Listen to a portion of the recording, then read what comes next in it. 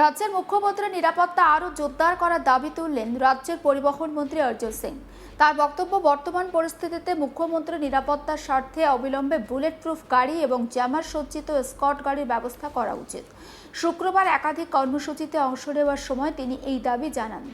একই সঙ্গে তিনি রাজ্যের সাম্প্রতিক আইনশৃঙ্খলা পরিস্থিতি, জনগণনা কর্মসূচি এবং তার নাম ব্যবহার করে জালিয়াতির অভিযোগ নিয়েও প্রতিক্রিয়া দেন। পরিবহন মন্ত্রী অর্জুন সিং এর দাবি, মুখ্যমন্ত্রীর নিরাপত্তার ক্ষেত্রে কোনো ধরনের ঝুঁকি নেওয়া উচিত নয়। তার মতে বর্তমান পরিস্থিতি বিবেচনা করে নিরাপত্তা ব্যবস্থা আরও শক্তিশালী করা প্রয়োজন। আর সে কারণেই তিনি মুখ্যমন্ত্রীর জন্য বুলেট প্রুফ গাড়ি এবং জ্যামারযুক্ত নিরাপত্তা গাড়ির ব্যবস্থা করার আবেদন জানিয়েছেন। যদিও তার এই মন্তব্য সরকারের তরফে এখনও আনুষ্ঠানিকভাবে সমর্থিত বা নিশ্চিত করা হয়নি। অর্জুন সিং এদিন আরও বলেন, এর আগেও তিনি শুভেন্দু অধিকারী নিরাপত্তা নিয়ে উদ্বেগ প্রকাশ করেছিলেন। শুক্রবার এক সন্দেহভাজন ব্যক্তিকে গ্রেপ্তারের ঘটনার পর তিনি ফের দাবি করেন, গুরুত্বপূর্ণ রাজনৈতিক ব্যক্তিত্বদের নিরাপত্তা নিয়ে প্রশাসনের আরও সতর্ক হওয়া প্রয়োজন। তবে এই বিষয়ে তদন্তকারী সংস্থার তরফে ঠিক কী তথ্য পাওয়া গেছে তা এখনও আনুষ্ঠানিকভাবে প্রকাশ করা হয়নি। একবার শোনাই পরিবহন মন্ত্রী অর্জুন সিং এর বক্তব্য। তৃণমূল কংগ্রেস মরিয়া আছে। তৃণমূল কংগ্রেস ওই জঙ্গিদের সেফ প্যাসেজ দিয়ে রেখেছিল এই পশ্চিমবাংলায়। আর তৃণমূল কংগ্রেসের নেতা যারা সোকল নেতা, যারা অল ইন্ডিয়াতেও নেই কিন্তু অল ইন্ডিয়া নেতা, তারা শুভেন্দুবাবুর যে সহায়ক ছিল তাকে খুন করিয়েছে, জানেনই আপনারা।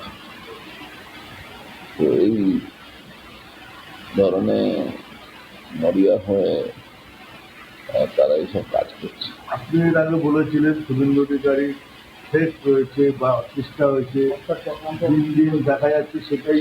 তো আইডি রিপোর্ট ছিল, তো আগে থেকে বলছি যে শুভেন্দু অধিকারী উপরে সবসময় থ্রেট আছে।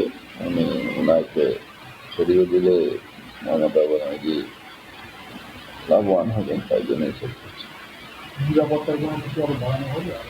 সেটা তো পুলিশের কাজ, আমরা তো চাইলে ফুল 100% সিকিউর থাকে।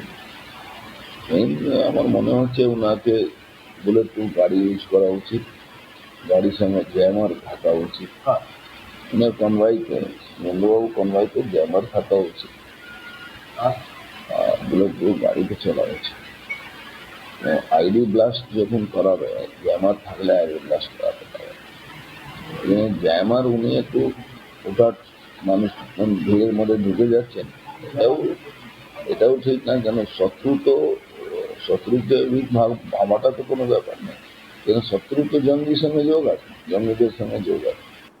এদিকে 1 আগস্ট থেকে শুরু হয়েছে জনগণনা কর্মসূচি। ভাটপাড়া পুরসভার উদ্যোগে কর্মসূচির সূচনা করেন পরিবহন মন্ত্রী অর্জুন সিং এবং তার ছেলে তথা বিধায়ক পবন সিং।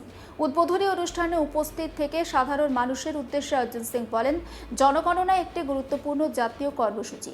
সঠিক তথ্য প্রদান এবং সক্রিয়ভাবে অংশগ্রহণের মাধ্যমে এই কর্মসূচিকে সফল করার আহ্বান তিনি জানান। তার কথায়, জনগণনার তথ্য ভবিষ্যতে বিভিন্ন সরকারি পরিকল্পনা ও উন্নয়নমূলক প্রকল্প বাস্তবায়নে গুরুত্বপূর্ণ ভূমিকা পালন করে। এই প্রসঙ্গে অর্জুন সিং এর বক্তব্য শোনাব। বার্তা একটাই আছে, ভারতবর্ষ সরকার সেফ এনুমারেশনে কাজ শুরু করেছে। প্রত্যেকটা ব্যক্তিকে, যারা ভারতবর্ষের নাগরিক আছে, তাদের এই সেফ এনুমারেশনের সঙ্গে যুক্ত হতে হবে, যাতে সঠিক তথ্য আমাদের দেশে কাছে থাকে। ডিজিটাল ইন্ডিয়া একটা নতুন প্রয়োগ। এখানে দেখা যাচ্ছে কি প্রত্যেকটা মানুষ নিজে নিজের সেন্সাসে যুক্ত হতে পারছে। কিভাবে করে সেটা তো আপনারা দেখেছেন, কিভাবে করেছে। বাড়ি বাড়ি গিয়ে প্রত্যেকটা যাদের সরকারি অধিকারীরা, যাদের দায়িত্ব আছে, তারা বাড়ি বাড়ি গিয়েছে। প্রথম আমাদের কাছে এসছে সূচনা বলতে ঠিক নয়, সব সারা ভারতবর্ষে প্রত্যেকটা জায়গায় শুরু হয়েছে। আর আমার এলাকায়, এখানে আমার বাড়িতে আমি এই জনগণনা বা নিরাপত্তা নয়, সাম্প্রতিক সময়ে তার নাম এবং পরিচয় ব্যবহার করে জালিয়াতির অভিযোগ নিয়েও সরব হয়েছেন পরিবহন মন্ত্রী। অভিযোগ, তার ব্যবহৃত স্বাক্ষর, সরকারের স্ট্যাম্প এবং ইনকাম সার্টিফিকেট জাল করে কিছু অসাধু ব্যবসায়ী বা ব্যক্তি সাধারণ মানুষের সঙ্গে প্রতারণা করেছে। এই ঘটনার তীব্র নিন্দা করে অর্জুন সিং বলেন, এই ধরনের বেআইনি কাজের বিরুদ্ধে কঠোর ব্যবস্থা নেওয়া উচিত। একই সঙ্গে তিনি সাধারণ মানুষকে সতর্ক থাকার পরামর্শ দিয়েছেন। কোনো রকম কোনো নথির সত্যতা নিয়ে সন্দেহ হলে অবশ্যই সংশ্লিষ্ট সরকারি দপ্তরে যোগাযোগ করার আহ্বানও জানিয়েছেন অর্জুন সিং। একবার শোনাই এই প্রসঙ্গে অর্জুন সিং এর বক্তব্য।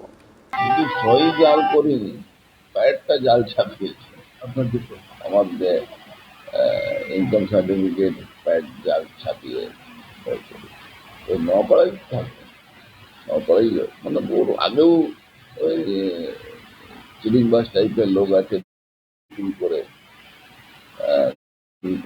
মানে এই ধরনের এই টাইপের লোক আছে। তো মানুষ সতর্ক আছে, কোনো মানুষ দিয়েছিল, সেই লোকটা আমার কাছে নিয়ে আসে, তখন আমি কমপ্লেন করাই। মানে দেখেই বুঝতে পারি যে আমার সই জাল করছিল, বুঝতে পারছি আর সই দিতেই যায়। এটা সই হয়ে যায়। কি কাজে লাগিয়েছিল দাদা? ইনকাম সার্টিফিকেট দিচ্ছে, ইনকাম সার্টিফিকেট বেশ কিছুদিন ধরে নিশ্চয়ই চলছিল, তাই তো কাউ এটা চক্র আছে কিছু লোক, সেটা তো পুলিশ তদন্ত করবে, ওদেরকে অ্যারেস্ট করে নিয়ে পুলিশ রিমান্ডে নিয়ে এসে তথ্যগুলো জানতে পারবে।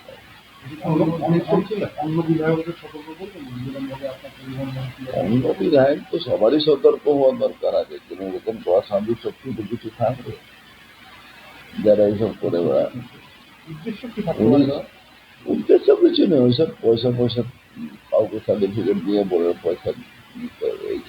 সব মিলিয়ে নিরাপত্তা ইস্যু থেকে শুরু করে জনগণনা কর্মসূচি এবং জালিয়াতির অভিযোগ, একাধিক গুরুত্বপূর্ণ বিষয় নিয়ে শুক্রবার মুখ খুলেছেন পরিবহন মন্ত্রী অর্জুন সিং। তাঁর নিরাপত্তা সংক্রান্ত দাবিকে ঘিরে রাজনৈতিক মহলে নতুন করে একটা আলোচনা শুরু হয়েছে। পাশাপাশি এই জনগণনায় অংশগ্রহণের আহ্বানও তিনি জানিয়েছেন। এমনকি জালিয়াতির বিরুদ্ধে কড়া অবস্থানের বার্তাও তিনি দিয়েছেন। তখন মুখ্যমন্ত্রী, আপনারা জানেন যে এখন মুখ্যমন্ত্রী শুভেন্দু অধিকারী, এবং তার নিরাপত্তা নিয়ে একটা প্রশ্ন উঠেছে, কারণ যেভাবে সন্দেহভাজন একজনকে গ্রেপ্তার করা হয়েছে এবং মুখ্যমন্ত্রীর নিরাপত্তা বিষয়টিও বাড়ানোর ব্যাপারে কিন্তু এখানে মত প্রকাশ করেছেন পরিবহন মন্ত্রী অর্জুন সিং। মুখ্যমন্ত্রীর নিরাপত্তা সংক্রান্ত তার আবেদনের বিষয়ে সরকার বা প্রশাসনের পক্ষ থেকে এখন কি সিদ্ধান্ত নেওয়া হয় সেদিকে অবশ্যই নজর থাকবে রাজনৈতিক মহল এবং সাধারণ মানুষের। পাশাপাশি গতকাল থেকে অর্থাৎ 1 আগস্ট থেকে জনগণনা শুরু হয়েছে। নবান্ন থেকে মুখ্যমন্ত্রী শুভেন্দু অধিকারী সেই কাজের সূচনা করেছেন এবং প্রথম জনগণনা পূর্ব মেদিনীপুরের শান্তিকুঞ্জ থেকে কিন্তু শুরু হয়েছে। সমগ্র বিষয়ে কিন্তু মত দিয়েছেন পরিবহন মন্ত্রী অর্জুন সিং। প্রত্যেকটা আপডেট আপনাদের কাছে পৌঁছে দেবো। আপনার নজর থাকুক আজ তাক বাংলায়। সাবস্ক্রাইব করতে ভুলবেন না।